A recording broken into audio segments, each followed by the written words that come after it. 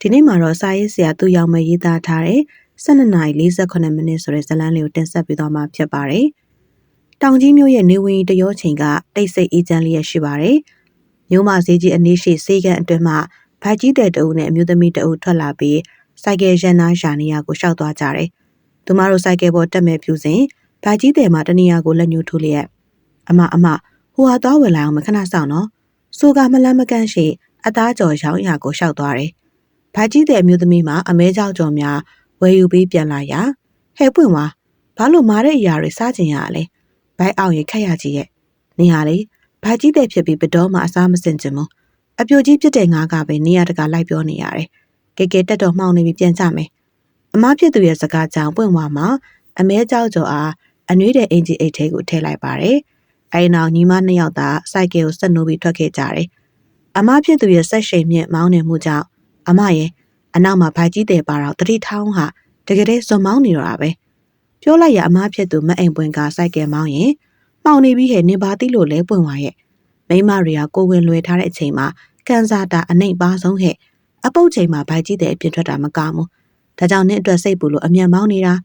စိုးရင်ဒေါ်တော်ပြောလိုက်တဲ့အခါပွင့်ဝါကမျက်နှာကိုရှုံမဲ့လျက်ပွင့်ဝါတိတာကတော့မိမသားတွေဟာကိုဝင်လွယ်တဲ့အချိန်မှာကန်စာတာအကောင်းဆုံးပဲအထွာဆောင်လဲရိုက်ပြီးပြီလေပွင့်ဝါကယောက်ျားလေးမွေးမှာရှင်ဒါကြောင့်ပွင့်ဝါရဲ့ကန်စာတာကတခြားဗိုက်ကြီးတဲ့ထက်ပိုကောင်းနေပြီအမနေပေါက်ကရရှောက်မပြောနဲ့မအိမ်ပွင့်တယောက်စိုက်ကယ်ကိုဂယူးတဆိုင်မောင်းနေရင်အိမ်သားရောက်ကနေကုန်းတက်တစ်ခုရောက်မှာတော့စိုက်ကယ်မှာတုံငနေထိုးရက်သွားတယ်သူမလီဘာကိုဖိနှင်းပြီးအချိန်ချင်းကြိုးစားတော်လေစိုက်ကယ်ကဆက်မလို့တော့ပါဘူးဒါကြောင့်စိတ်ပြက်လက်ပြက်အမူအရာနဲ့စိုက်ကယ်ပေါ်မှာဆင်းလိုက်ရင်ကဲပွင့်ဝါရဲ့စိုက်ကယ်ကလုံးဝနှိုးမရတော့ငါတို့အိမ်ကိုလမ်းလျှောက်ပြန်มาဖြစ်တော့မယ်ပြောဆိုနှစ်ယောက်သားစိုက်ကယ်တော့ခက်ကလမ်းလျှောက်ထွက်ခွာခဲ့ပါတယ်တပြေးပြေးမှောင်မဲသောညခါမှာညီမနှစ်ယောက်မှတရွေ့ရွေ့နဲ့ရှောင်းလန်းခဲ့ကြတယ်ပွင့်ဝါကလမ်းလျှောက်ရင်အိတ်ကက်ထဲမှာအမဲကြောက်အကျော်ကိုတတိယသွားတယ်ဒါကြောင့်အမဲကြောက်ကျော်အားထုတ်ကစားဖို့ကြိုးစည်းလေးကိုဖြီးလိုက်ပါတယ်ထိုအရာကိုမအိမ်ပွင့်မြင်သွားရင်အထိတ်တလန့်နဲ့ဟဲ့ဒါဘာလို့တာလဲမစားနဲ့လုံးဝမစားနဲ့ဟာအမကလည်းငါအမဲကြောက်ကျော်အရန်စားကျင်နေပြီဘာလို့မျက်လုံးပြူးကြီးနဲ့တိုက်ရလဲကြောက်ဖို့ကောင်းလိုက်တာပွင့်ဝါရဲ့မကြေမနက်စကားကြောင့်မအိမ်ပွင့်မှာပတ်ဝန်းကျင်ကိုမျက်လုံးဝေ့ကြည့်ရင်နေဟာလေအယူအဆမရှိအကြောင်းလည်းမရှိနဲ့ငါကမစားနဲ့ဆိုရင်နင်မစားနဲ့ပေါ့လာအမြင်လားငါတို့ဖြက်လန်းကနေဖြက်ပြန်ကြမယ်ပွင့်ဝါတယောက်အမားဖြစ်သူဘာမှပြတ်မပြောတော့ဘူးနှစ်ယောက်သားဖြက်လန်းဖြစ်တဲ့အနောက်ဘက်လမ်းမှာဖြက်လျှောက်ခဲ့ကြတယ်ထိုအနောက်ဘက်လမ်းမှာကုန်းမြင့်တစ်ခုဖြစ်ပြီးလူသူအသွားလာနေပါတယ်ပွင့်ဝါနဲ့အိမ်ပွင့်ဟာဖြက်လန်းတိုင်းတရွေ့ရွေ့လျှောက်သွားကြတယ်လားရောင်ရဲ့မိန်ပြပြအလင်းရောင်နဲ့အတူတိတ်ဆိတ်မှုကြီးစိုးနေတဲ့ပတ်ဝန်းကျင်မှာတဲမြကြားရတဲ့ခွေးဥတန်ကခြောက်ချားပွဲကောင်းလွန်လာပါတယ်ကြောက်တတ်တဲ့မအိမ်ပွင့်တယောက်ခွေးဥတန်ကြောင့်ကြောတဲ့စိတ်ငနေဖြစ်သွားရတယ်လို့ပတ်ဝန်းကျင်ကိုလည်းမျက်လုံးဝေးကြည့်မိပါတယ်ထိုအခိုက်မှာပဲသူမရဲ့အနောက်မှာတယောက်လိုက်ပါလာတယ်လို့ခန်းစားလိုက်ရတယ်သူမခေါင်းတစ်ပန်းကြီးသွားမိတယ်လို့ညီမဖြစ်သူထမ်းမအမလေးကုန်းပေါ်တက်ရတာမောလိုက်တာအမဟာလေတဲ့ရှိတာပဲအိရှိလန်းကသွားလေရောက်မယ်ဟာအိမ်ကထွက်ပြေးမှကြာနေရပဲငါခြေထောက်တွေတအားလေးနေပြီမလျှောက်ချင်တော့ဘူးဘာခြေထောက်တွေလေးနေတယ်ဟုတ်လားတိကြပါပြီငါထင်တဲ့အတိုင်းဖြစ်နေပါပြီနေအင်ကြီးအိတ်ထဲကအမဲချက်ကိုထုတ်လိုက်စမ်းအမကလေငါခြေထောက်လီးတာနဲ့အမဲကြော်ဘာဆိုင်လို့လဲပြောစမ်းပါဟဲ့နင်းကိုပြောဖို့အချိန်မရှိပေးစမ်းငါ့အောင်အပြိုကြီးမအိမ်ပွင့်ကပြောဆိုအင်ကြီးအိတ်ထဲမှာအမဲကြော်ကိုဆွဲနှိုက်ယူတယ်အဲဒီနောက်အသားကြော်ကိုနောက်ပြန်လွှတ်ပြရင်ပွင့်ဝါရဲ့လက်ကိုစောင့်ဆွဲပြီးတော့အပြေးတစ်ပိုင်းဆွဲခေါ်သွားပါတော့တယ်အမနင်ဘာဖြစ်တာလဲဘာလို့ငါစားဖို့ဝယ်လာတဲ့အမဲကြော်ကိုလွှတ်ပစ်ခဲ့ရလဲနင်ယူသွားပြီလားပွင့်ဝါရဲ့ရေတောက်ရေးမေးလိုက်တဲ့စကားကြောင့်အပြိုကြီးမအိမ်ပွင့်မှာအမောဖြေလျက်ငါမယူဘူးဟဲ့နင်အပမိမှာဆိုလို့လောက်ရတာငါတို့ဖြက်လန်းကလာတော့ကခွေးဥတန်ကြတာနင်မသိဘူးလားပြီးတော့နင်ကဘိုက်ကြီးတဲ့အိတ်ထဲမှာလည်းအမဲကြော်ပါသေးတယ်ငါတို့နောက်ကိုမကောင်းဆိုးဝါးတွေကပ်ပါလာတယ်လို့ငါခံစားရတယ်ဒါကြောင့်နင်အမဲကြော်ကိုလွတ်ပစ်ပေးခဲ့တာနင်ကိုယ်တိုင်ခြေထောက်တွေလေးနေခဲ့တာပဲမဟုတ်လားနင်ငါ့ကိုကျေးဇူးတော်တင်ရအောင်ပဲပြောလိုက်ရပွင့်ဝါမှာအမားဖြစ်သူကိုစိတ်ပြတ်ဟန်နဲ့ကြည့်ပြီးအမရဲ့နေဟာအပြိုကြီးပြီးတိတ်သွေးကြောင်လွန်နေငါခြေထောက်လေးတာလမ်းလျှောက်တာကြလို့သွေးကြပြီးမသေးချင်တာဟဲ့နင်းစည်းစားကြောင်သားနဲ့ငါအမဲကြော်မစားရတော့မရအောင်မနှက်ပြန်ဈေးသွားအမဲကြော်ဝယ်ပေးထားပဲညီမဖြစ်သူရဲ့စကားကြောင့်အပြိုကြီးမအိမ်ပွဲမှာမျက်နှာရှုံမဲ့လျက်နေဟာလေဘာအယူမှမရှိဘူးအယူမရှိအကြောင်းလည်းမရှိတာနဲ့ပဲတနေ့နင်ဒုက္ခတွေ့လိမ့်မယ်ကိုဝင်ကားဖြစ်နေစေလားစေဖြစ်နေပြီ အခုဒီအစားကတယန်းနေတယ်စိတ်ချမိုးလင်းရင်နင်းအတွက်အမဲကြောက်တွေပိတ်တာလိုက်ဝဲပေးမယ်စပိုးနေအောင်စားပြီးတော့ပြောဆိုရင်ခြေဆောက်နေထွက်သွားတယ်ထိုအခိုက်မှာပဲခြံတကားဝဖွင့်တန်ကြားလို့ကြည့်လိုက်ရာခင်မွန်းတဲ့ကိုတက်မောင်ပြန်လာကြောင်းတွေ့ရပါတယ်ပွင့်ဝါကအိမ်တကားဝထွက်ပြီးယောက်ျားဖြစ်သူအားစီးကြိုလျက်ဘလို့လဲကိုမောင်အလုပ်ကိစ္စအစီပြေခဲ့ရလားယင်မင်းလိုက်ရယောက်ျားဖြစ်သူကသူမရဲ့ပခုံးကိုဖက်လျက်ပြည်သားမဟုတ်ဘက်ကန်းတော်လွန်သေးရဲ့ဗျာကိုတို့တကြားဆက်အဟောင်းကြီးကိုလေးလံဆွဲရတာရှာသွားပြီကွာရသွားပြီမိမရဲ့ဘိုက်ထဲကကလေးကလက်ကောင်လေးပဲမပြောဘူးလားမိမရပြောင်းရှင်သောမျက်နှာနဲ့ဆိုတယ်ဟင်တကယ်လားကိုမောင်ရဲ့ပွင့်ဝါဝမ်းတာလိုက်တာပွင့်ဝါဖြစ်လေလေးလံဆွဲတဲ့ကိစ္စကအပြိုင်ဆိုင်နေရှိနေတော့ရမရပါမလားလို့တွေးပူနေရရှင်ဒီနေ့ဟာတကယ်ကိုလက်ကီးသေးပဲကိုမောင်ပွင့်ဝါရဲ့စကားကြောင့်ကိုသက်မောင်ကတစုံတစ်ခုကိုတတိယဟန်နဲ့လေးလံမှာအနိုင်ရပေမဲ့ကိုယ်စိတ်ထဲမှာမိစားတစ်ဖက်ရင်မုတ်တစ်ဖက်ဆိုသလိုဖြစ်နေရဲ့ကွာကိုနဲ့အပြိုင်လေးလံဆွဲတဲ့ကြောင်မဲစိုးကြီးတို့ဘက်ကသူတို့ရှုံးတော့တိတ်ကြည့်ပုံမရကွာအိုးကိုမောင်ရဲ့စီးပွားရေးလောက်တာပဲအပြိုင်ဆိုင်တွေတော့ရှိမှာပေါ့ရှင်ခေါင်းထဲထည့်မနေပါနဲ့ကဲပါအေးစစ်စစ်နားလိုက်ပါတော့နော်ညနေလာနေမြတောင်ပေါ်မြို့လေးရဲ့အေးတက်ကလည်းပုံမပြင်းထန်လာတယ်နေချိုက်စွာအိမ်မောကြနေတဲ့ပွင့်ဝါမှာလူးလွန်လှုပ်ရှားလာရင်နားလိုက်တာကိုမောင်ဘာလဲမိမရကိုရမ်းပင်ပန်းနေတယ်ကွာအိတ်ချင်နေပြီကိုတက်မောင်ရဲ့အိတ်ချင်မှုတူအတန်ကြောင့်ပွင့်ဝါမှာဘိုက်ကိုဖိလျက်ဘိုက်နာတဲ့ကိုမောင်ရဲ့လှုပ်ပါအောင်ပွင့်ဝါကလည်းအခန်းထဲမှာအိမ်သာရှိရပဲထသွားလိုက်ပါလားဒီမှာအရန်အိတ်ချင်နေတယ်အမလေးအိမ်သာတက်ချင်လို့မဟုတ်ဘူးဘိုက်ထဲကစူးပြီးနာနေတာကလေးကအထဲကနေတွန်းထိုးနေတယ်လို့ပဲမွေးချင်လို့နာလားမသိဘူးမိမဖြစ်သူရဲ့အတန်ကြောင့်တက်မောင်တယောက်အိတ်ချင်စိမ်များလွင့်သွားမတက်ဖြစ်သွားရတယ်အိယာထဲမှာဝုန်းကနေထားလိုက်ရဲ့ဘာမွေးချင်လို့ဟုတ်လားဟင်ဒါဆိုဘယ်ဖြစ်မလဲအပြိုကြီးလာကြပါအောင်ဟာဒီမှာနင့်ညမဘိုင်နာနေပြီအတန်ကုန်အော်ဟစ်လိုက်တယ်အတန်ကြောင့်အပြိုကြီးမအိမ်ပွင့်တယောက်လက်နိုးသွားပြီးပွင့်ဝါတို့အခန်းဘက်ကိုပြေးထွက်ခဲ့မိတယ်ဟဲ့ဘိုင်နိုင်စေးရုံပို့ရမှာပေါ့နေထိုင်မနေနဲ့လေကားကိုအမြန်သွားတော့ဟဲ့သွားအပြိုကြီးရဲ့အတန်ကြောင့်ဘာလို့ရမှမသိပဲထိုင်နေတဲ့တက်မောင်မှာကားတော့ကောက်ကင်လေးရဲ့အပြေးတစ်ပိုင်းထွက်သွားတယ်ထို့နောက်မှာတော့၎င်းတို့ရဲ့ကားလေးကအမျိုးသမီးစေးရုံဘက်ကိုတရှိန်ထိုးမောင်းနေခဲ့ပါတယ်စေးရုံဝင်းအတွင်းကိုရောက်တော့ကားပါကင်မှာရပ်ပြီးနောက်တက်မောင်မှာအလင်းမြန်ပြေးဆင်းသွားပြီးလှုပ်ကြပါအောင်ဘိုက်နာနေပြီဘိုက်နာနေလို့ဗျကြောင်ချောက်ချအော်ဟစ်ကစေးရုံတွင်ကိုပြေးဝင်သွားပါတယ်သူနာပြူတယောက်ကသွေးတန်းပြေးဝင်လာတဲ့သူကိုရှင်ဘိုက်နာဒီစေးရုံနဲ့မဆိုင်ဘူးလေဒါကတားဖွားစေးရုံကြီးရှင်နာတာကျုံမဟုတ်ဘူးကျုံမိမဖိုက်ကြီးတယ်ဗျဟိုမှာလာနေပြီဆီယမတို့သွားခေါ်ကြပါအောင်သူနာပြူ၃ယောက်ကဝိချဲနဲ့ပွင့်ဝါကိုအပြေးခေါ်ကြတယ်တားဖွားကန်းတကားကြီးဝုန်းကနေပိတ်သွားချိန်မှာတက်မောင်နဲ့မအိမ်ပွင့်မှာခုံတန်းလျားထက်ထိုင်လျက်ဖျားတနေကြရှာပါတယ်တက်မောင်မှာစိတ်လှုပ်ရှားမှုကြောင့်ခဏမငြိမ်မင်းနဲ့စောင်းကြောက်ထိုင်လိုက်ခြေထောက်ချလိုက်လုံနေလို့ခုံမှာတလုံးလုံးနဲ့ဖြစ်နေတယ်ဟဲ့ငြိမ်ထိုင်စမ်းတက်မောင်ရဲ့နေလောက်တာနဲ့ငါရွတ်တဲ့ဖျားဆောင်တော်မှာမိသွားတယ်ခဏအောင်မငြိမ်ဘူးအပြိုကြီးရဲ့စကားကြောင့်တက်မောင်မှာစိတ်လှုပ်ရှားဟန်နဲ့အပြိုကြီးကလည်းဗျာအထဲမှာမီးဖွားနေကျုပ်မိန်းမှာပဲဗျကျုပ်စိုးရိမ်လုံးလို့တေးတော့မဲနေရတကားအပြစ်ပဲရှာချင်နေတယ်ဒါကြောင့်ခုချိန်ဒီလင်မရတာပြောလိုက်ရအပြိုကြီးမှာမျက်တောင်နေကြီးဖြစ်ကြည့်လျက်လင်မရတာမလို့ချင်လို့ဟဲ့အပူမရှာချင်လို့အပြိုကြီးလောက်တာရှိဒါပဲလာထိခိုက်နေတယ်နင်းပါဇက်ကိုပိတ်ပြီးနေစမ်းအထက်ကိုစိတ်ပူရတာတမျိုးဒင်းကတမောက်ငါနဲ့တန်ပုတ်တေအောင်ဘယ်ရောက်သွားပြီလဲမသိဘူးတပြစ်တောက်ရေရွတ်လိုက်ပါတယ်ထိုအခိုက်မှာပဲသားပွားခန်းတကားပွင့်လာပြီးမပွင့်ဝမွေးပြီးရှင်မွေးပြီးယောက်ျားလေးရှင်လူကြီးရောကလေးပါကြမ်းပါတယ်သူနာပြုဆရာမရဲ့အတန်ကြောင့်တက်မောင်တို့မှာထခုံမိမတက်ဝမ်းသာသွားကြပါတော့တယ်ပွင့်ဝတယောက်သားဦးလေးမွေးပြီးနောက်အပြိုကြီးမအိမ်ပွင့်မှာအိမ်ဘာရီယာများတမကကလေးကိစ္စများပါအောက်ခြေသိမ်းလောက်ကင်ပေးရတယ်ကလေးရက်တရာပြေးပြီးနောက်ကလေးကိုမောင်းပွင့်ကောင်းလို့ကင်မွန်းတက်ပေးခဲ့ပါတယ်မောင်းပွင့်ကောင်းလေးမှာမကြာခဏဖျားနာတက်လို့မိဘများထက်အတော်ဖြစ်သူမအိမ်ပွင့်ကကလေးကိုမျက်စိအောက်မှာအပြောက်မခံနိုင်လောက်အောင်တကြီးကြီးဖြစ်နေရှာပါတယ်တခုသောညမှာကိုတက်မောင်ကအိမ်ပြန်နောက်ကြတယ်ပွင့်ဝါမှာကလေးဘက်ကလွှဲရင်ယောက်ျားအိမ်ပြန်ချိန်ကိုစောက်လျက်ရှိပါတယ်တကောင်ချိန်လောက်မှာကားဟွန်းတန်ကြားလို့ပြေးကြည့်ရာကိုတက်မောင်ပြန်လာတာကိုတွေ့ရတယ်ကားဟွန်းတန်ကြောင်နိုဘူးစေးနေတဲ့မအိမ်ပွင့်မှာအိမ်ရှိကိုထွက်ခဲ့ပါတော့တယ်ကိုတက်မောင်မှာတရီတရိုင်နဲ့အိမ်ထဲဝင်လာတယ်လို့လက်မှာစားတော့ပွဲအထုပ်များဆွဲလာပါတယ်ထိုအဖြစ်ကိုမြင်တော့အပြိုကြီးမှမျက်လုံးပြူလျက်ဟဲ့နေမဝင်နဲ့အောင်နေတတွေးနဲ့နှစ်ဖို့တော့ပြီးရင်ထွေဖက်လှုပ်ပြီးမှဝင်ခဲ့လှုပ် လှမ်းပြောလိုက်ရာကိုတက်မောင်မအိမ်တကားကိုမိလျက်ဟာအပြိုကြီးကလည်းလှုပ်ပြန်ပြီဘာတွေလဲဗျာကိုအိမ်နဲ့ကိုဝင်းနာ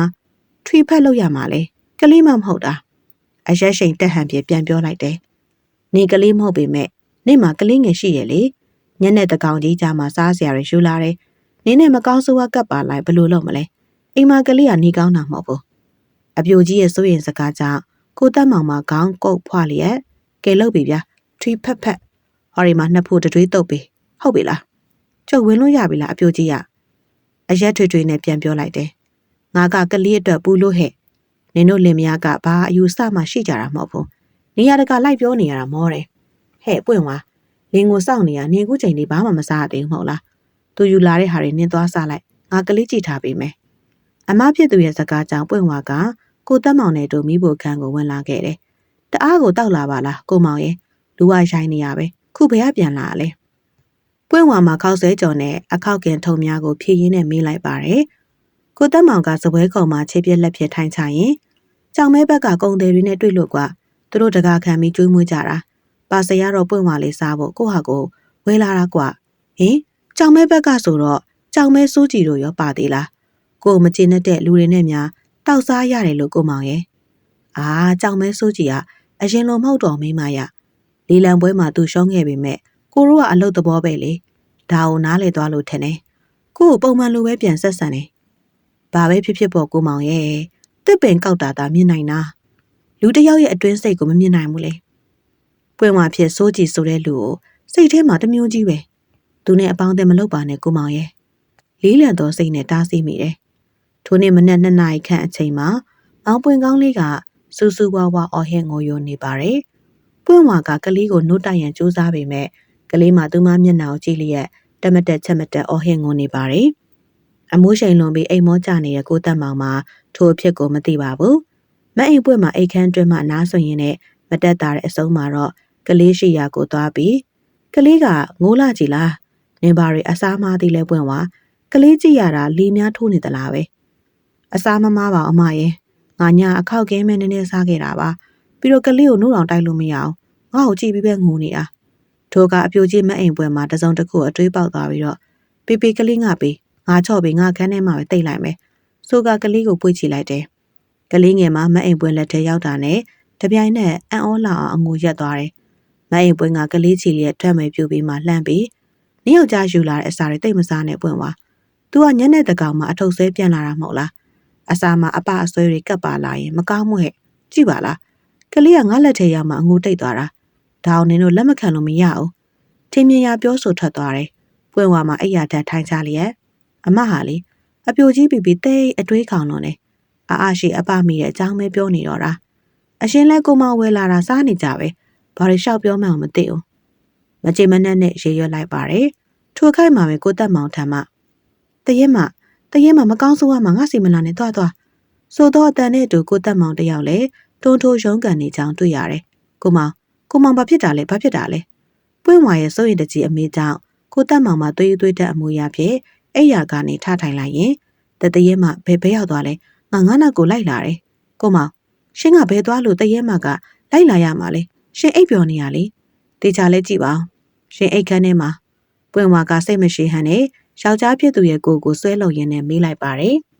အေဂျင့်နဲ့ရာတီဥတုအောက်မှာပင်ကိုတက်မောင်တယောက်ဇောကျွေးပြန်နေတယ်မျက်လုံးပြူးကြီးဖြစ်အိတ်ခန်းနဲ့ကြည့်လျက်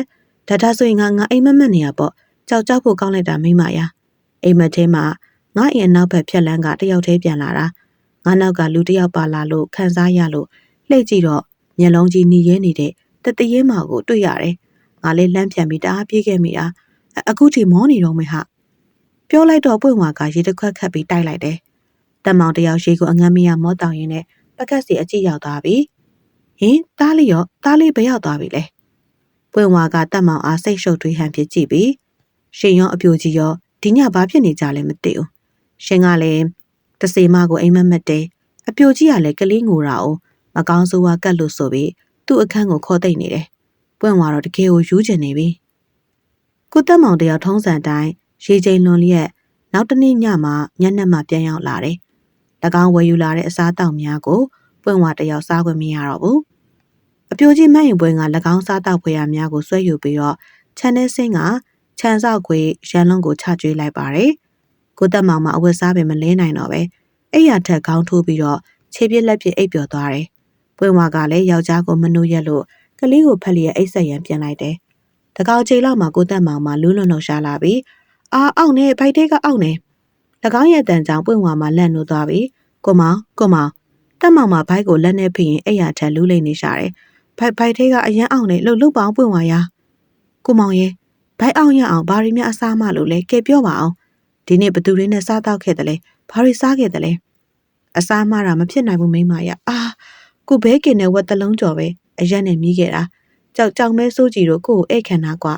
ဘဲကင်ကတိတ်စားလို့ကောင်းလို့ကိုအများကြီးစားခဲ့တာပဲရှိတယ်ဟင်ဘဲကင်တွေအများကြီးစားတယ်ဟုတ်လားကိုမောင်ရင်ကဆိုဒီကဘဲကင်တွေမကြိုက်ပါဘူးဘလို့ဖြစ်တာလဲအောင့်လိုက်တာကွာဟုတ်တယ်ဘဲကင်ကဒီမျိုးကမဟုတ်ဘူးကိုစိုးကြည်ရန်ကုန်ကဝဲခဲ့တာကွာဒါကြောင့်စားကောင်းကောင်းနဲ့စားလိုက်မိတာ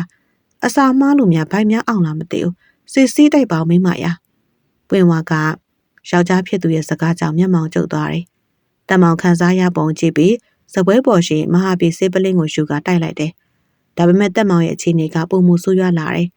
၎င်းရဲ့လူးလိတ်အော်ဟစ်တံများကြောင့်မအိမ်ပွဲတယောက်အပြေးလွှားရောက်ရှိလာတယ်တက်မောင်ရဲ့လူးလိတ်အော်ဟစ်ပုံကိုမြင်တော့ခေါင်းတစ်ပန်းကြီးသွားပြီးဟဲ့ဒီလောက်ထိဖြစ်နေရစီယုံပို့မှာပေါ့တက်မောင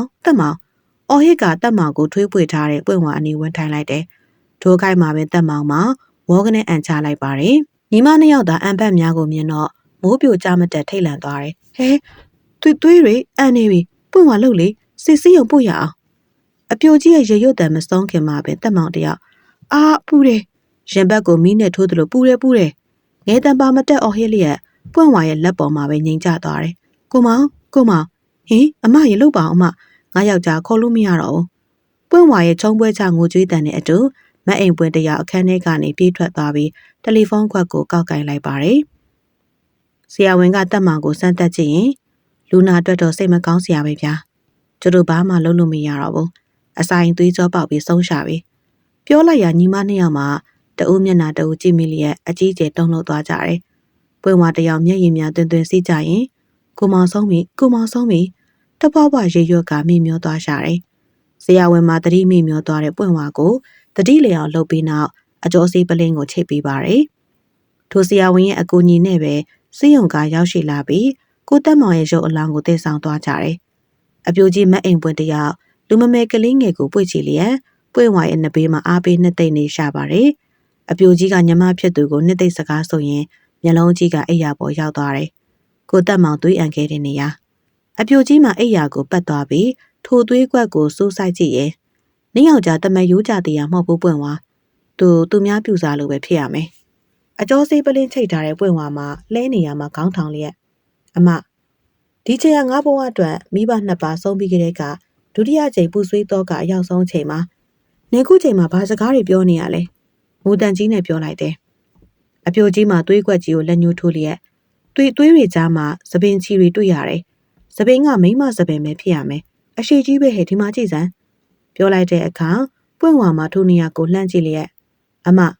နေထင်မြင်ရာတွေပဲစွန့်မပြောနဲ့အိယာပေါ်မှာသပင်တွေ့တာငါသပင်ပဲဖြစ်မှာပေါ့နင်းရဲ့အပြိုကြီးပြီးချက်ကားတက်တဲ့အကျင့်ကိုဖျောက်လိုက်ပါဒီချိန်မှာငါဘလောက်ကြေကွဲနေလဲဆိုတာနင်းသိဖို့ကောင်းပါတယ်ရှာကြီးတငယ်ငိုကြွေးလျက်ပြောလိုက်တယ်အပြိုကြီးမအိမ်ပွင့်မှာဇွဲမလျှော့ပဲနဲ့နင်တို့အခန်းထဲမှာပြောတဲ့စကားတွေကိုငါအားလုံးကြားပြီတက်မောင်နဲ့အပြိုင်တကြားဆက်အဟောင်းကိုလေးလံဆွေးနဲ့ရှုံးခဲ့တဲ့ကြောင်မဲစိုးကြည်နဲ့စားတောက်ဆိုင်ထိုင်ခဲ့တာမဟုတ်လားစိုးကြည်ရန်ကုန်ကဝယ်လာတဲ့ဘဲကင်ကိုနင်းယောက်ျားစားတာလေငါကြားတယ်နင်းယောက်ျားကလဲမယောင်နဲ့အတာဟဲ့ဘဲနဲ့ကိုနှစ်ပြန်ဘက်ကိုမှသူ့ကျွေးတာစားရတယ်လို့ဟိုကအစာလေးစိတ်ခတ်တော့ဘာတတ်နိုင်သေးလဲနင်းလင်းတယောက်လုံးဆုံးရှုံးရပြီမဟုတ်လားအဲ့ဒါနင်းတို့ဘာမှအယုံကြည်မရှိလို့အယူဆမရှိလို့ဖြစ်ကြရတာအယူသေးစွာပြောလိုက်တယ်ပွင့်ဝါတယောက်အမဖြစ်သူကိုဘလို့မှတိမခံနိုင်တော့ပဲနဲ့အမနင်ငါ့ကိုတေးအောင်လုပ်နေရလားနင်စကားတွေရက်လိုက်တော့ငါကတက်တေပြစ်ချစ်စိတ်တွေပေါက်နေပြီနော်အမလေးကိုမောင်ရဲ့ပွင့်ဝါရဲ့အဖြစ်ကိုလာကြည့်ပါအောင်အော်ဟစ်ကအသေးစိတ်ကဲမဲ့သူတယောက်လုံးငိုကြွေးနေရှာတယ်အပြိုကြီးမအိမ်ပွင့်မှာဘာစကားမှမစိုးတော့ပဲညနာမตาမယာနဲ့ကလေးချီလေးအခန်းထဲမှာထွက်သွားပါတော့တယ်နေချင်းညချင်းဆိုသလို၎င်းတို့ရဲ့အိမ်မှာအာသူဘအိမ်အဖြစ်အသွင်ပြောင်းသွားတယ်ခြံဝန်းထဲထိုးထားတဲ့ကလပ်ပြင်းအောက်ကိုတရေမေးသူဆွေမျိုးမိတ်တင်ကဟများတပွဲပွဲရောက်ရှိလာသလို အပြိုကြီးမတ်အိမ်ပွင့်ကလည်းလာသမျှဆွေမျိုးများကိုလက်တို့လျက်တက်မောင်မှာတွေ့ရသားယူသိဆုံးခြင်းမဟုတ်ကြောင်းအာပေါင်းအာရင်တန်စွာပြောလျက်ရှိပါတယ်။အပြိုကြီးရဲ့အပြိုးဟုတ်တချို့ကယုံသွားကြသလိုတချို့ကမယုံကြည်ပေမဲ့လည်းအငင်းခုံမလုပ်ချင်လို့အောက်အီးနားထောင်နေရရှာတယ်။ပွင့်ဝါမှာယောက်ျားစိတ်နဲ့အိပ်ရတဲ့ဘုံဘုံလဲခဲ့ရပါတယ်။ဆွေမျိုးများဟာကလေးငယ်ကိုဝိုင်းဝန်းထိန်းချောင်းပေးကြလို့အပြိုကြီးမှာကွာစီလေးတကိုက်ကိုက်ဖြစ်သတင်းဖြတ်နိုင်ခြင်းဖြစ်ပါတယ်။ညကိုရောက်တော့ဖဲဝိုင်းဖွဲ့ရန်အတွက်တက်မောင်ရဲ့အပေါင်းအသင်းများရောက်ရှိလာကြပါတယ်။လူဆောင်လင်ဖဲဝိုင်းထံမှငင်းတန်ခုံတန်တွတ်ထိုးတန်များဖြင့်အာသူဘအိမ်လေးမှာစီကားလျက်ရှိပါတယ်။ညနေလာနဲ့ညဖဲဝိုင်းမှာပုံမစီကားလာတယ်လို့ပွင့်ဝါကလည်းဆရာဝန်ပေးတဲ့အိတ်စေးအချိန်ဖြင့်နှိမ့်ချိုက်စွာအိပ်ပျော်သွားပြီဖြစ်ပါတယ်။အပြိုကြီးမတ်အိမ်ပွင့်မှာဆွေမျိုးတစုနဲ့ဝိုင်းဖွဲ့ထိုင်လျက်အချိန်ကြာမြင့်စွာစကားပြောဆိုထားလို့ညောင်းညာလာကထိုဝိုင်းမှာထားခဲ့ပါတယ်။အပြိုကြီးကခြံဝိုင်းနဲ့ရှိဖဲဝိုင်းရဲ့အခြေအနေကိုဆက်စုရန်အပေါ်ထက်မှဆင်းခဲ့တယ်။လေကားတဝက်မြအရောက်မှာအပေါ်ထက်လေကားတကားဖွင့်တန်ကိုကြားလိုက်ရပါတယ်။ဒါကြောင့်ခြေလန်းတုံးလျက်လေပြန်လှည့်ကြည့်မိတယ်။ထိုကရုတ်တရက်မြင်လိုက်ရတဲ့မြင်ကွင်းကြောင့်အမလီတရေနေတန်ပါမတက်အော်ဟစ်ကထမင်းစွန်အောင်ဆွဲလျက်ပြေးဆင်းလာတယ်။အပြိုကြီးရဲ့အော်ဟစ်တန်ကြောင့်တအိမ်လုံးဝယုံသုံးကဖြစ်သွားပြီးအပေါ်တက်ရှိလူများပြေးဆင်းလာတယ်လို့အောက်တက်ရှိဖဲသမားများပါပြေးလာကြပါတယ်။ဘာဖြစ်တာလဲဘယ်မှာလဲတရေလူအများရဲ့ဝိုင်းဝန်းမေးတံများညံ့ညံ့စီသွားတယ်။အပြိုကြီးမအိမ်ပွင့်မှာအလွန်မင်းထိတ်လန့်ဟန်ဖြင့်လေကားထိတ်ကိုညွှန်ပြလျက်တက်မောင်ငါ့ကိုခြောက်တယ်လေကားထိတ်မှာပြောလိုက်ရလူများကခေါင်းမွေးထောင်မတက်ထိတ်လန့်သွားကြပြီဘယ်လိုခြောက်တာလဲမအိမ်ဝဲတယောက်မျက်လုံးပြူမျက်စံပြူအမူအရာနဲ့ငါလေကားဆင်းလာတော့အပေါ်ထက်လေကားတကားပွင့်တန်ကြားရတယ်ငါလည်းဘသူလိုက်ဆင်းလာတယ်လေဆိုတာသိကျင်စိမ့်နဲ့နောက်ပြန်လှည့်ကြည့်လိုက်တော့လူများကစိတ်ဝင်တစားအမူအရာများနဲ့ဘာတွေ့ရတယ်လဲဝိုင်းဝန်းစကားထောက်ကြတယ်အပြိုကြီးကတတွေးမြူချလျက်အဲ့ဒီမှာလေကားကိုနောက်ပြန်ကြည့်ဆင်းလာတဲ့တက်မောင်တွေ့ရတာပဲပြောလိုက်ရကြောက်တဲ့သူများကစက်သိမ်းဖြန်းကနေထသွားကြတယ်ဘဲသမားတစုကထိုစကားကိုမတင်မကျဖြစ်ရန်ဖြစ်မဖြစ်နိုင်တာဗျာအပြိုကြီးကြောက်တက်မှန်းတီလို့တယောက်ကနောက်ပြောင်တာဖြစ်မှာပါပြီးတော့ကြောပေးဆင်းလာတာဆိုတော့ခမည်းမမျက်နာကိုမတွေ့ရပဲတက်မောင်လုံးဝမဖြစ်နိုင်ဘူးလို့ထင်ကြီးပေးလိုက်ကြတယ်အပြိုကြီးကသူမရဲ့စကားကိုမယုံသူများကိုမျက်လုံးဆွေးကြည့်လျက်ဘာလို့မဖြစ်နိုင်ရမှာလဲ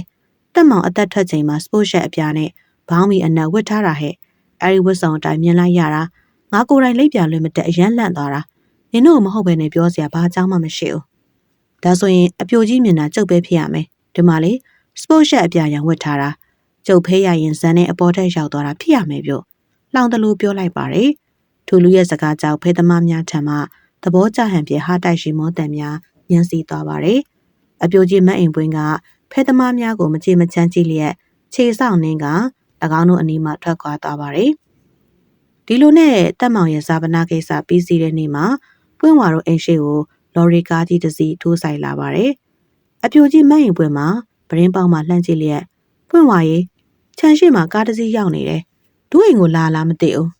လှမ်းပြောလိုက်လို့နိုးဘူးစိမ့်နေတဲ့ပွင့်ဝါမှာအောက်ထက်ကိုဆင်းခဲ့ရှာပါတယ်ခြံထဲဆင်းပြီးကြည့်လိုက်ရာယောက်ျားဖြစ်သူရဲ့လှုပ်ဖော်ကင်ဘက်ချစ်ဝင်းဆိုသူကိုတွေ့ရတယ်အော်ကိုချစ်ဝင်းပါလားလာပါရှင်ခြံတကောက်ဖွင့်ပြီးဝင်ခဲ့လို့ရပါတယ်ပွင့်ဝါရဲ့အတန်ကြောင့်ချစ်ဝင်းဆိုသူကပြုံးပြလျက်ခြံတကောက်ဖွင့်ဝင်လာပါတယ်အဲနောက်ခြံထဲရှိစပွဲမှာဝင်ထိုင်ရင်တက်မောင်ရဲ့နာရီကိုရောက်မလာဖြစ်တာခွင့်လွှတ်ပါမပွင့်ဝါကျုံနဲ့တက်မောင်ကအကျိုးတူစည်းဝါးဘက်တွေဆိုတာမပွင့်ဝါသိပြီးဖြစ်မှာပါကျုပ်တက်မောင်ခိုင်းတဲ့အတိုင်းတကြားဆက်ကလီလံပစ္စည်းကိစ္စနဲ့ခရီးလွန်နေခဲ့တယ်စံတော်လက်မကွေးမီကွေးတော်လက်မဆက်မီဆိုတဲ့စကားကတင်မှန်ပါလားဗျာကျုပ်ဖြစ်မြို့ကိုရောက်ချင်းတက်မောင်ဆုံးပြီဆိုတဲ့သတင်းကြတော့တကယ်တုန်လို့သွားတယ်မပွင့်ဝါတို့မိသားစုနဲ့ထပ်တူကြေကွဲမိပါတယ်ဗျာမျက်ရည်ဝေဝဲသောစကားကိုဆိုတယ်ပွင့်ဝါမှာတက်ပြင်းတက်တဲ့ဆိုင်မရင်မမျော်လင့်တာတွေဖြစ်တတ်တာလောကရဲ့ဓမ္မတာပဲကိုချစ်ဝင်းရဲ့ပွင့်ဝါတို့လည်းအခုထိကိုတက်မောင်အတွက်ဖြေမစီနိုင်အောင်ဖြစ်နေကြတာပေါ့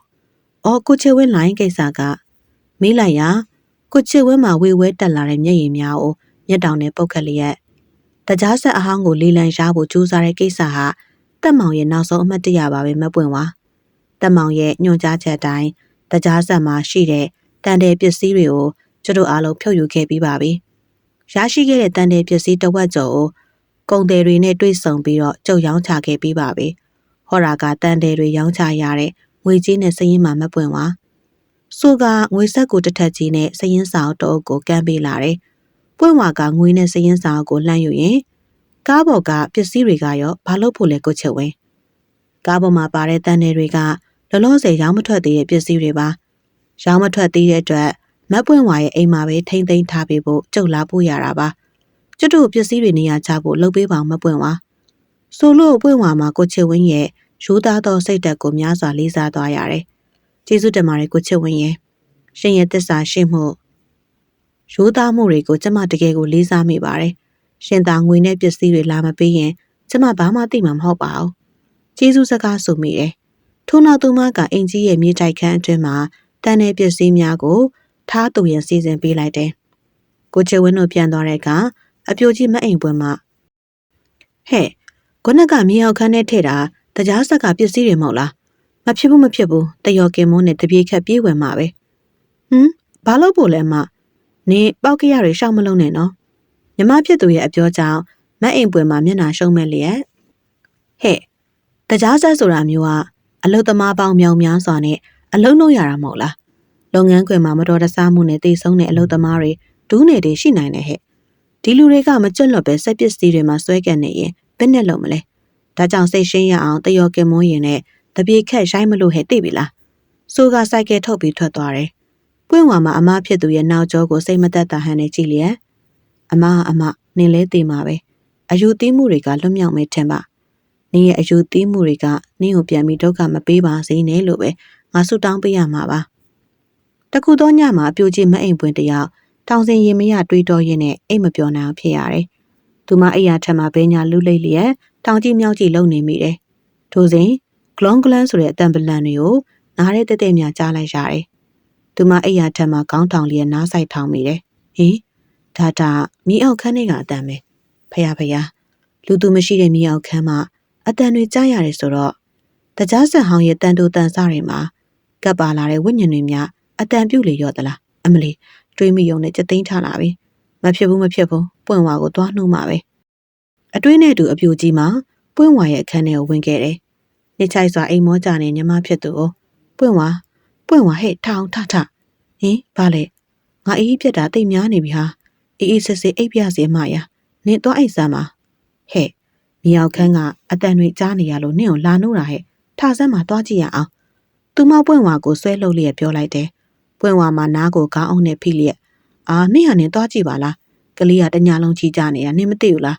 ငါအိပ်ရတာဘလောက်မှမကြသေးသွားနင်ဟာနင်ကြည့်လိုက်ရေယိုရင်းနဲ့ပြန်လဲအိပ်ပျော်သွားပြန်တယ်မအိမ်ပွင့်တယောက်လက်လျှော့လိုက်ပြီးအောက်ထက်ကိုတက်တိကောင်းစွာတဦးလေးဆင်းခဲ့တယ်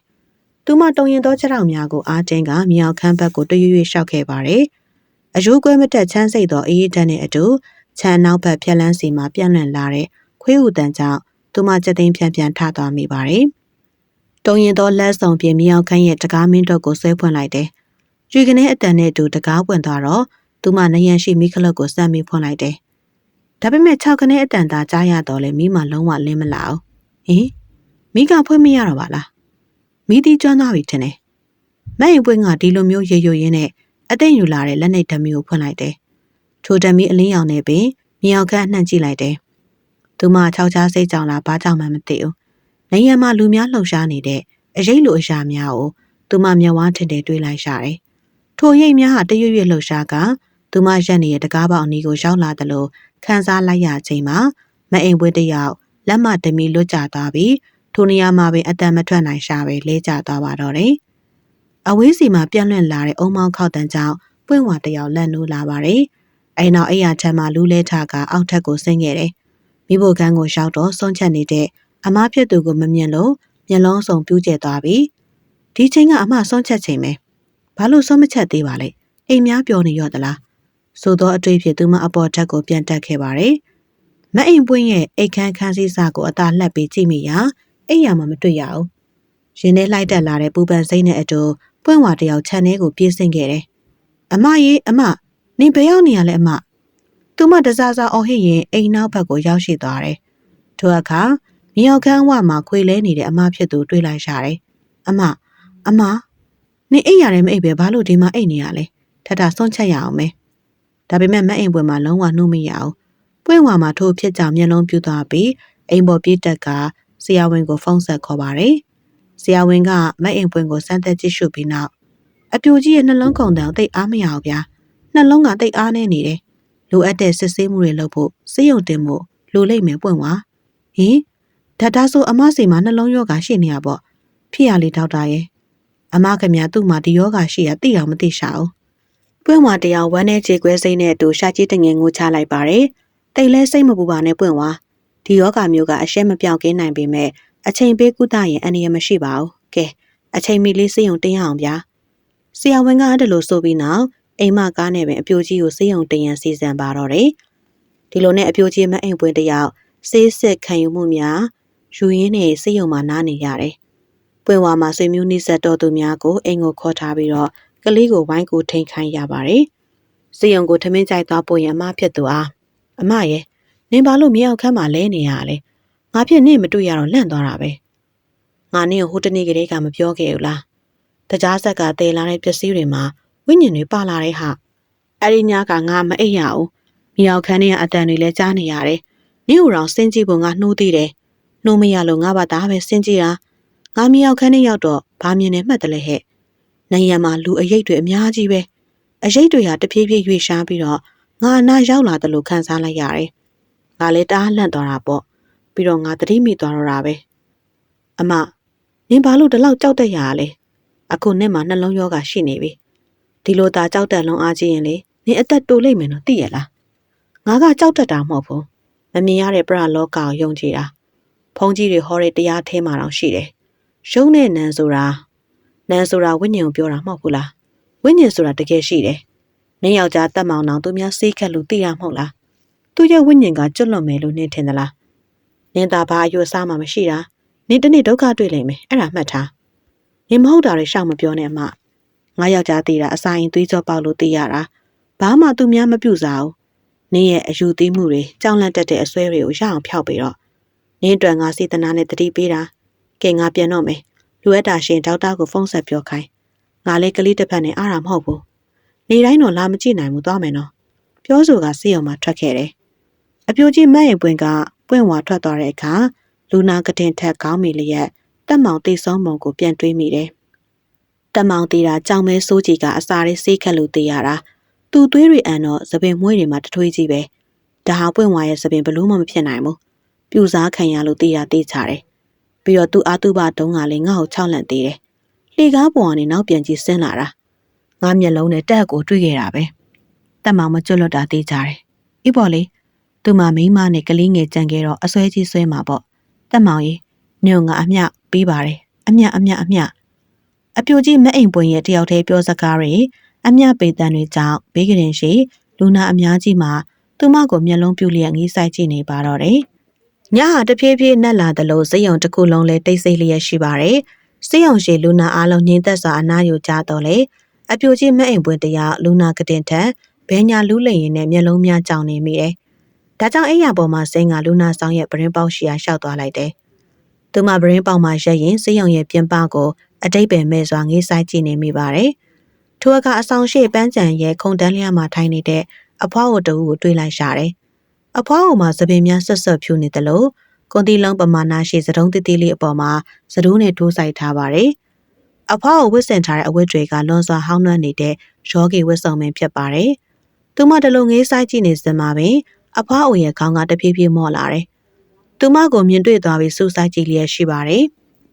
အဖွားအိုရဲ့အကြီးကြောင့်သူမမှာအမျိုးအမည်မခွဲခြားနိုင်တဲ့ခံစားမှုများဖြစ်သွားရပြီးကြောစိတ်တလို့ရှိန်ကနေဖြစ်သွားရပါတော့တယ်။သူမဘာကြောင့်မှမသိဘဲနဲ့အဖွားအိုရှိရာကိုသွားခြင်းစိတ်တွေတဖွာဖွာဖြစ်ပေါ်လာပါတယ်။ဒါကြောင့်လူနာဆောင်မတိတ်တဆိတ်ထွက်ခဲ့မိတယ်။သူမစေးရုံရင်စင်းကြံလန်းတိုင်းအဆောင်ပြန်ပကိုထွက်ခဲ့မိပါတယ်။အဆောင်ပြန်ပကိုရောက်တော့အဖွားအိုမှာ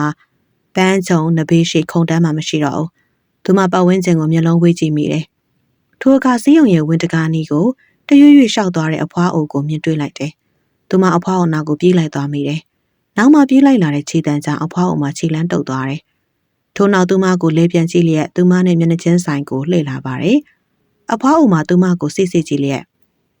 နေဟာ12:48မိနစ်တိတိမှာတည်ဆုံးရလိမ့်မယ်။နေတည်မဲ့ချိန်က12:48မိနစ်တိတိပဲ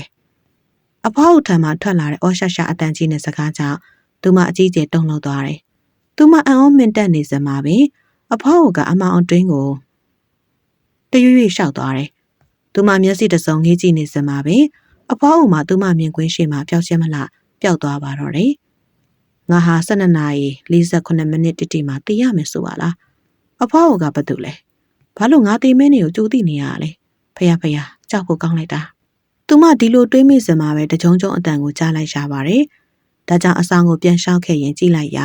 ဇင်းကျန်လန်အတိုင်းတွန်းလာတဲ့အလောင်းတင်လှဲ့တစ်စီးကိုမြင်ရပါတယ်။အလောင်းတင်တဲ့လှဲ့ကိုတွန်းလာတဲ့သူနာပြုဆရာမမှာသူမကိုမြင်တော့ဘလို့ဖြစ်တာလဲလူနာဒီချိန်ကအိတ်ဆောင်မှာပဲရှိရမှာလေအိတ်ဆောင်ကိုပြန်သွားပါ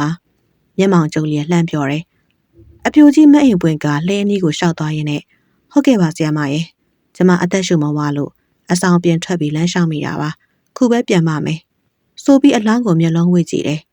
အလောင်းရဲ့ကိုယ်ပေါ်လွှမ်းထားတဲ့ပိတ်ဖြူစာမှာကိုတဝက်သာဖုံးအုပ်ထားလို့မျက်နှာကိုမြင်နေရတယ်သူမအလောင်းရဲ့မျက်နှာကိုမြင်တော့အကြီးကျယ်ထိတ်လန့်သွားမိတယ်ဖြူစွတ်နေတဲ့သပင်များနဲ့သတုံးသေးသေးလေးကိုသတိုးစိုက်ထားတဲ့အဖွားအိုရဲ့မျက်နှာသူကသူမပါဇက်ကိုလက်နဲ့အုပ်လျက်ရေရွတ်လိုက်မိတယ်သူနာပြုဆရာမကအပြိုကြီးရဲ့ထိတ်လန့်ဟန်ကိုကြည့်ပြီးတော့ဟုတ်တယ်ရှင်သူကဒီမြို့မှာနာမည်ကြီးနေတဲ့အကြားမြင်ဆရာမကြီးဒေါ်အိုးစာပါပဲပြီးခဲ့တဲ့12 နာရီ 48 မိနစ်အချိန်မှာပဲသူသေဆုံးသွားရှာတယ်သူသေဆုံးကြောင်းသူ့ရဲ့တပည့်သားသမီးတွေသိရင်ဘလောက်တောင်ရှူကျိုးမရဖြစ်ကြမလဲမသိဘူးကဲရှင်လဲစိတ်မကောင်းဖြစ်မနေပါနဲ့အိတ်ဆောင်ကိုသာပြန်သွားပါဆိုရင်းနဲ့အလောင်းတင်လေးကိုဆက်တွန်းသွားပါတော့တယ်သူမလူနာဆောင်နဲ့ပြန်ရောက်တဲ့အခါဘေးကတင်မှာမိမကြီးကသူမကိုလှမ်းပြီးဘယ်တွေသွားနေရလဲမအိမ်ပွင့်ငါနိုးနေရကြပြီညီကိုမတွေ့ရအောင်သူမကလူနာကတင်ထက်လှည့်ချလိုက်ရင်ဒီမဲ့ဒေါ်တစ်ကြီးရဲ့ကျမအရန်ထူးဆန်းတဲ့အဖြစ်ပြန်နေကြုံခဲ့ရတယ်ဒေါ်တစ်ကြီးဆိုတဲ့မိမကြီးကလှလှရှာရှာဖြစ်သွားပြီးတော့ဘာများလဲဟဲ့နှင်းကြည့်ရတာပြုတ်တုပြစ်တယ်နဲ့ပြောစမ်းပါအောင်ပြောလိုက်ရဒေါ်တစ်ကြီးဆိုတော့မိမကြီးကလှလှရှာရှာဖြစ်သွားပြီးအပြိုကြီးမအိမ်ပွင့်တရားလူနာကတင်ထက်တမြင်ခွေထိုင်ရင်သူမကြုံခဲ့ရတဲ့အဖြစ်ကိုအာဘောင်အာရင်တန်တန်နဲ့ပြောပြလိုက်တယ်ဒေါ်တစ်ကြီးကသူမရဲ့စကားကိုစိတ်ဝင်တစားနားထောင်လျက်စကားဆုံးတော့သူမကိုမျက်လုံးကြောင်ကြီးများဖြင့်ငေးကြည့်ပြီးအိမ်ဖွင့်ညီယောဂါကနှလုံးယောဂါဆိုတာသိကြရဲ့လားယင်သိကြပါတဲ့ဒေါ်တစ်ကြီးရဲ့ဘာဖြစ်လို့လဲအပြိုကြီးရဲ့ဖြေချောင်းဒေါ်တစ်ကြီးကခေါင်းရမ်းလျက်ငါတော့ညီစိတ်ကပုံမှန်မဟုတ်ဘူးလို့ထင်တာပဲအကြမ်းမြင်ဆရာကြီးဒေါ်ဦးဆောင်ငါသိပါတယ်ဒီမြို့မှာနာမည်ကြီးတယောက်ပဲငါကိုယ်တိုင်စီးပွားရေးမပြေလဲလို့သူ့စီကိုသွားပြီးတော့မင်းမြန်းကြည့်ဖြစ်သေးတယ်သူဆုံးပါသွားတဲ့အတွက်တော့တကယ်ကိုစိတ်မကောင်းစရာပဲဒါပေမဲ့ညီရဲ့ပြောစကားအရသိတဲ့သူကညီရဲ့သိမဲ့ချိန်ကိုမျက်ဝါးထင်ထင်ကြီးပြောခဲ့တယ်ဆိုတာဘလို့မှမဖြစ်နိုင်ဘူးလူတယောက်ဟာအသက်ထွက်ကနေချိန်မှာသူ့ရဲ့ဆွေမျိုးသားချင်းတွေစီးပဲလိပ်ပြလွတ်နေမှာပေါ့ညီကအရှင်လက်လက်ကြီးတွေ့ရဆိုတာဘလို့မှယုံနိုင်ပွဲမရှိဘူးဒါကြောင့်ဘာမှမပြောနေတော့ငါအိပ်ပြီဟဲ့ငါမြစိတ်ပုံမှန်မဟုတ်ဘူးလေပါလေးနဲ့ငါတကယ်ကြုံခဲ့လို့ပြောပြတဲ့ဟာကိုဘာပဲဖြစ်ဖြစ်ဒီမိန်းမကြီးယုံနာမယုံနာအရေးမကြီးဘူးဒေါ်ဦးစာပြောတဲ့အတိုင်းဆိုရင်ငါဟာတကယ်ပဲ12 နာရီ 48 မိနစ်မှာတည်ဆုံးရမှာလားဘာကြောင့်အဲ့ဒီအချိန်ကရောဒေါ်ဦးစာတည်ဆုံးခဲ့တဲ့အချိန်ဖြစ်နေရလဲဖယားသူပြောတဲ့အတိုင်းသာတကယ်ဖြစ်မယ်ဆိုရင်လေဒီနေ့မှငါဟာ12 နာရီ 48 မိနစ်အချိန်ရောက်တိုင်းတတိထားနေရတော့မယ်မော်လဲချိန်ဖြစ်နိုင်တယ်လို့တကောင်ချိန်လည်းဖြစ်နိုင်တယ်ကြောက်ဖို့ကောင်းလိုက်တာအပြိုကြီးမရင်ပွင့်တယောက်ထိုချိန်မှစပြီးနေ့နဲ့ည12 နာရီ 48 မိနစ်တိရောက်တိုင်းရင်ထိတ်လျက်အကြီးကျယ်စိတ်ချောက်ချမိနေပါတော့တယ်နေ့စဉ်ရက်ဆက်စိုးရင်စိတ်ကြီးစိုးနေခြင်းကြောင့်အဲ့အစားပြက်ကလူပင်ချုံကျသွားတယ်သူမကကတိနေပေးရှိတက်သားစပွဲမှာကုံဆုံးပြီးတိုင်း12 နာရီ 49ဆိုတဲ့စာကိုတန်ချုံပြည့်ရေးချက်ထားလေးရှိပါတယ်နှလုံးထုကိုဆရာဝန်ကြီးရောင်းလဲတဲ့နေ့မှာဆရာဝန်ကြီးကသူမရဲ့အခြေအနေကိုကြည့်ပြီးဘလို့ဖြစ်ရလဲမအိမ်ဝင်စေကူတာမှုခံယူတဲ့လူနာတစ်ယောက်ဟာယောဂတက်တာဖို့ပဲရှိပါတယ်ခင်ဗျားရဲ့ယောဂအခြေအနေကတိတ်မဆိုးပဲဘာကြောင့်ပိုးဟပ်ဖြူလို့ဖြစ်နေရလဲခင်ဗျားစားတော့ရောပုံမှန်စားဖြစ်ရလားတခြားစိတ်ရှုပ်ထွေးစေမယ့်အကြောင်းရောရှိနေသလားဟုတ်ကဲ့ပါဒေါက်တာကျမအစားကိုပုံမှန်စားပါတယ်စိတ်ရှုပ်ထွေးစရာလည်းဘာမှမရှိပါဘူးရှင်မအိမ်ပွင့်ရဲ့အဖြေကိုဆရာဝန်ကြီးကအလိုကျဟန်မတူပဲသူနာပြုထံမှာသူမနဲ့ပတ်သက်တဲ့ဆေးမတန်ကိုတောင်းယူကြည့်သွားတယ်အဲဒီနောက်စိတ်မသက်မသာဟန်နဲ့ခေါင်းကရန်ကတခြားဆောင်ကိုရှောက်သွားတယ်ဆရာဝန်ကြီးထွက်သွားတော့မအိမ်ပွင့်ကဘေးကတင်ရှိဒေါ်တစ်ကြီးကိုလှမ်းပြီးဘယ်ချိန်ရှိပြီလဲဒေါ်တစ်ကြီးမှာခေါင်းအောက်မှာလက်ပတ်နိုင်ကိုထုတ်ယူကြည့်လျက်နေခင်းတနိုင်ခွဲနေပြီအိမ်ပွင့်ညီဘာလို့မလို့လဲရင်အမလေးတော်ပါသေးရဲ့ဒီနေ့ဖို့ကျမမသေးနိုင်တော့တော်သေးတယ်အသေးစိတ်လို့သူတယောက်လိုရေရွတ်လိုက်တယ် ဒေါ်တက်ကြီးမှသူမကိုမျက်လုံးပြူးကြီးဖြင့်ကြည့်မိရင်းနဲ့စိတ်မသက်မသာဟန်ဖြင့်ခေါင်းခါရှမ်းမိပါတော့တယ်။အပြိုကြီးမတ်ရင်ပွင့်ကဒေါ်တက်ကြီးထံမှငှားယူထားတဲ့နိုင်လေးကိုခေါင်းပေါ်တင်လျက်နိုင်ရဲ့စက္ကန့်တန်ကိုစိတ်လှရှားစွာငေးဆိုင်ကြည့်နေမိတယ်။ဖះည12နာရီနဲ့မိနစ်20တောင်ရှောင်းနေပြီ။ဒီနေ့ညကိုရောငါကြော်ဖြစ်နိုင်ပါမလား။ဒီညငါရဲ့ကံကြမ္မာကဘာဖြစ်နိုင်မလဲ။အတွင်းနဲ့တူသူမ6ချားစိတ်ကအမြင့်ဆုံးကိုရောက်ရှိသွားတယ်။အိုးဒေါ်ဦးစာငါ့ကိုနမိတ်ဖတ်သွားတာပဲ9ရက်တိတိရှိနေပြီငါဖြတ်ကျော်ခဲ့တဲ့12:48မိနစ်တွေလဲမနေတော့ဘူးမကြခင်ရောက်တော့မဲ့ချိန်ကိုလည်းငါအကောင်းပကတိကြော်ဖြတ်နိုင်ပါဟုတ်တယ်ခုချိန်မှာငါကျမ်းမာကြီးလည်းတိတ်ကောင်းနေတယ်ခေါင်းမူခေါင်းကိုက်တောင်မရှိဘူးသူများတက်လို့သေးရအောင်လဲစေးရုံပေါ်မှာငါနဲ့ရန်ညှိုးရှိတဲ့သူဘယ်သူမှမရှိဘူးမတော်တဆထိခိုက်မှုဖြစ်ရအောင်ကလည်းငါကကတင်းဘောကအောက်တောင်ဆင်းတာမဟုတ်ဘူးဒေါ်ဦးစာရဲ့နမိတ်စကားငါအတွက်တော့မဟုတ်ဘူးလုံးဝမဟုတ်ဘူးအတွင်းနဲ့တူသူမပတ်ဝန်းကျင်ကိုမျက်လုံးဝေးကြည့်မိတယ်လူနာအလုံးကတင်အသီးသီးမှငြိမ်သက်လျက်တချို့သောလူနာတွေကဟောက်တံပင်ထွက်လျက်အိမ်မောကြနေတယ်သူမနိုင်ကိုကြည့်မိပြန်ရာ12နာရီကိုမိနစ်30ရောက်ရှိနေကြောင်းတွေ့ရပါတော့တယ်တချောက်ချောက်ပြီးနေတဲ့စက္ကန့်တန်းနဲ့အတူသူမရဲ့ရင်စုံကတထုံထုံမြည်လျက်ရှိပါတယ်နားရတဲ့တိုးဝင်လာတဲ့အတန်ကြောင့်သူမစက္ကနဲ့တုံသွားတယ်လူနာဆောင်ရဲ့အဝကိုကြည့်မိရာ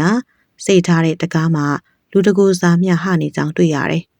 ်သူမအိယာတက်စောင်းကြောက်ထိုင်ရင်ခေါင်းရင်ဘက်ကိုတိုးကပ်မိပါတယ်။တကားဝါကိုကြည့်နေစမှာပင်ကတင်ရဲ့ညာဘက်မှာလူရိပ်တစ်ခုပေါ်လာတယ်လို့ခန်းစားလိုက်ရတယ်။ရင်တစ်ခုလုံးဒိန်းကနေခုန်သွားပြီးတော့ဖြတ်ကနေလှည့်ကြည့်လိုက်မိပါတယ်။ထိုကသူမအားကြောပေးလျက်တရွရွလျှောက်လာတဲ့လူရိပ်ကိုမြင်ရပါတယ်။ထိုခိုက်မှာပဲလက်စစ်မီးများရုပ်ကြီးပြတ်တောက်သွားလို့သူမအမလေးအလင်းနဲ့မောင်ရုပ်ကြီးပြောင်းလဲသွားမှုကြောင့်သူမမြင်တဲ့အရာအလုံးအမောင်အထိလွှမ်းလျက်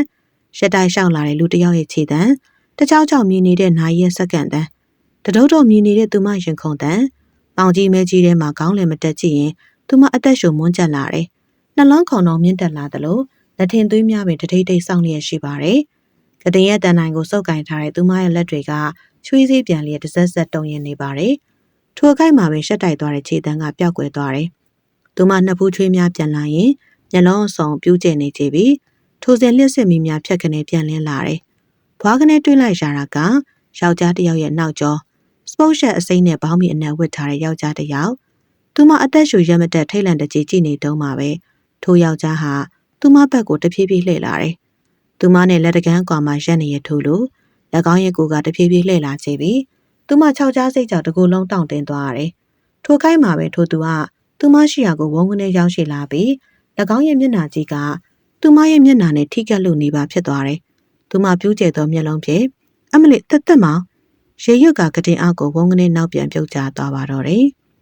ဝုန်းကနေအတန်ကြောင့်လူနာဆောင်ရှိလူအလုံးလန့်ဖြန့်သွားကြသလိုနိုင်တာဝန်ကြဆရာဝန်နဲ့သူနာပြုများတဝုံဝုံရောက်ရှိလာပါတယ်၎င်းတို့ကကတင်အောက်ကိုပြုတ်ကျနေတဲ့အပြိုကြီးမအိမ်ပွင့်ကိုပွေ့ချီလျက်အိယာပေါ်ပြန်တင်လိုက်ကြပါတော့တယ်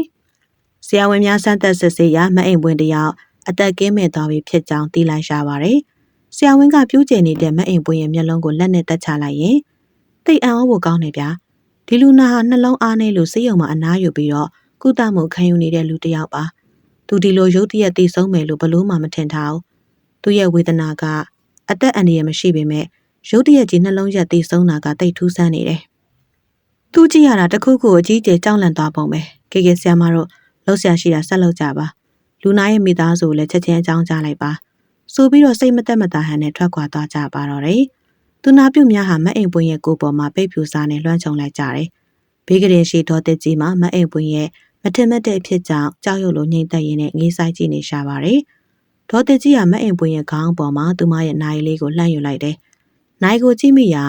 12:48မိနစ်အချိန်မှာဆက်ရက်နေကြောင်းတွေ့ရတယ်သူမအကြီးကျယ်တုန်လှုပ်သွားပြီးညအိမ်များရွဝဲလျက်ဖျားတိုက်ဆိုင်မှုကလည်းကြောက်ဖို့ကောင်းလိုက်တာအိမ်ပွင့်ဟာ12:48မိနစ်ရောက်မှတိတ်ကြောက်ခဲ့တယ်အခုနိုင်ကလည်းဒီချိန်မှာပဲဆက်ရက်နေပါလားလောကမှာမမြင်နိုင်တဲ့ထူးဆန်းတဲ့ကံကြမ္မာဆိုတာတကယ်ရှိနေပါလားအိမ်ပွင့်ရင်နင်းအတွက်ငါတကယ်ကိုယူကျိုးမရဖြစ်မိပါတယ်နင်ပြောခဲ့တဲ့စကားတွေနင်းနဲ့ပတ်သက်တဲ့ထူးဆန်းတဲ့တိုက်ဆိုင်မှုတွေကငါဘဝမှာဘယ်တော့မှမိလို့ရမှာမဟုတ်တော့ပါဘူးတီတိုးရွရွက်ကမျက်ရည်များလိမ့်ဆင်းလာပါတယ်ပွင့်ဝါတယောက်အနီရောင်ပန်းစည်းကိုကြက်ကြက်ပအောင်စုပ်ကန်ရင်အုတ်ကူတစ်ခုအနီးကိုတရွရွလျှောက်သွားတယ်အုတ်ကူရဲ့ဘေးကိုရောက်တော့ပန်းစည်းကိုကူပေါ်တင်လျက်အမမအိမ်ပွင့်ရဲ့နေရာသူများတက်ပို့ပြီး အယူသီးမှုတွေများခဲ့တယ်ပရလောကဆိုတာကိုအစွန်းရအောင်ယုံကြည်ခဲ့တယ်နေနဲ့အတူစိတ်ယုံတက်ခဲ့တဲ့ဒေါ်တစ်ကြီးရဲ့ပြောပြချက်အရနေနောက်ဆုံးကြုံတွေ့ခဲ့တဲ့အဖြစ်အပျက်တွေခံစားမှုတွေကိုငါသိခဲ့ပြီးပါပြီတကယ်တော့နေဟာစိတ်ချောက်ချမှုကြောင့်အချိန်မတိုင်ပဲလူလောကကနေထွက်ခွာသွားရတယ်။နင်းရဲ့ကြောက်စိတ်ကနင်းအသက်ကိုပြန်နှုတ်သွားတာပဲအမရဲ့။စီယုံမှာရှိတဲ့ကာလာတစ်လျှောက်လုံး12:48မိနစ်ဆိုတဲ့စိတ်ရဲ့ချောက်ချမှုထောင်ချောက်ထဲမှာနင်းရောက်နေခဲ့ရတယ်။နင်းကအယမ်းတနာတဲ့အမရဲ့။ငါအတွက်အဖက်ဖက်ကအကောင်းဆုံးဖြစ်အောင်လောက်ကင်ပေးခဲ့တဲ့အမတယောက်ဆုံးရှုံးခဲ့ရတာငါတကယ်ကိုယူကျိုးမရဖြစ်မိပါတယ်။ဖြစ်လျာဘဝမှာတစ်ဖက်ဆုံးရအောင်စိတ်ချောက်ချတတ်တဲ့လူတယောက်မဖြစ်ဖို့ငါဆုတောင်းပေးလိုက်ပါတယ်။နောက်ဆုံးထွက်သက်တဲ့နေ့ရက်စိတ်မှာဆွဲတင်သွားတဲ့12:48မိနစ်ဆိုတဲ့အချိန်ကိုငါဘဝမှာအဲ့ဒီချိန်ရောက်တိုင်းနင်းကိုလွမ်းစော်နေမိမှာအမှန်ပဲအမရဲ့။ငါဘယ်တော့မှနင်းကိုမမေ့ပါဘူး။တုံရင်သောအတန်နဲ့ရေရွရင်ချုံပွဲချငိုကြွေးလိုက်ပါတော့တယ်။ပရိသတ်များရှင်နောက်ရက်တွေမှာလည်းကျမတို့ရဲ့ channel ကနေဇလန်းကောင်းများစွာကိုတင်ဆက်ပေးသွားမှာဖြစ်ပါတယ်။အခုလိုမျိုးအားပေးနားဆင်တဲ့အတွက်လည်းကျေးဇူးများကြီးတင်ပါတယ်ရှင်။